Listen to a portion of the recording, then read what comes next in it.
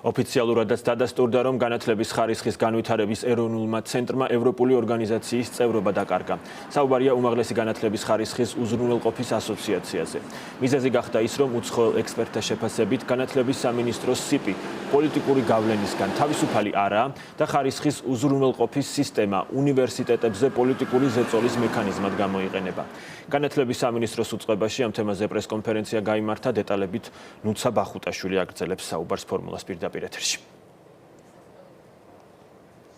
ლუკა, ეკარის წევრობა არის ნიშანი იმისა, რომ საქართველოში არსებული განათლების პროგრამები და უნივერსიტეტების მუშაობა იმავე სტანდარტებით მოწმდება, როგორც ეს ევროპაში და წამყვან სახელმწიფოებსა და უნივერსიტეტებში ხდება, რაც შესაბამისად იწვევს მეტ სანდოობას პარტნიორების მხრიდან. ამ ყველაფრით სარგებლობდნენ სტუდენტები, ისინი იღებდნენ მონაწილეობას ორმხრივ გაცვლით პროგრამებში, რადგან 2019 წლიდან საქართველოს ეკარის რეესტრის წევრი იყო, რაც ნიშნავდა იმას, რომ ეს პროგრამები საკმაოდ ავტორიტეტული იყო და ასევე სანდო.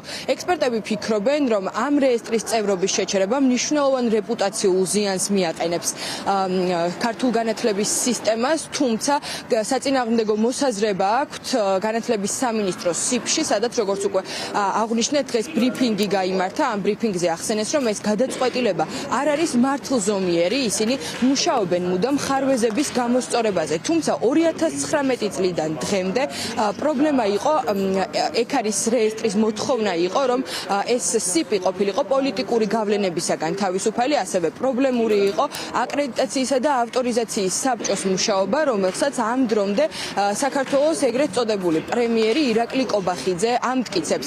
ამ ორი კრიტერიუმის ვერ დაკმაყოფილებისა და მნიშვნელოვანი ხარვეზის გამო 2023 წლის მონაცემების საფუძველზე ეკარმა მიიღო გადაწყვეტილება შეეჩერებინა საქართველოს განათლების სისტემისათვის რეესტრის წევრობა. ამ გადაწყვეტილების გასაჩივრებას, როგორც განათლების სამინისტროს სიპში გვეუბნებიან, აპირებენ შესაბამის სააპელაციო კომიტეტში და მოითხოვენ, რომ დაბრუნდეს საქართველოს ეკარის რეესტრის წევრობის კანდიდატ ქვეყნად, თუმცა ასევე ამბობენ, რომ ამ გადაწყვეტილებას რაიმე მნიშვნელოვანი და პრაქტიკული შედეგი არ ექნება.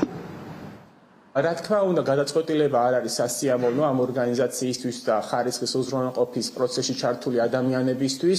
ეკარის და ენქას წევრობა პირველ რიგში ნიშნავს იმას, რომ ცნობადობა და რეპუტაცია ამ ორგანიზაციის არის მაღალი და ასევე სანდოობა არის ამ სისტემისადმი მაღალი. თუმცა აღიარების პროცედურა არსად არ ითვალისწინებს იმას, რომ ორგანიზაცია, რომელიც უზრუნველყოფს გარე ხარისხის ასე ვთქვათ პროცედურების ჩატარებას, რომ უნდა იყოს სავალდებულო ენქას ან ეკარის წევრი. რეპუტაციულად არ არის ეს გამაზიანებელი და შესაბამისად არ გამოიღებს მძიმე შედეგებს.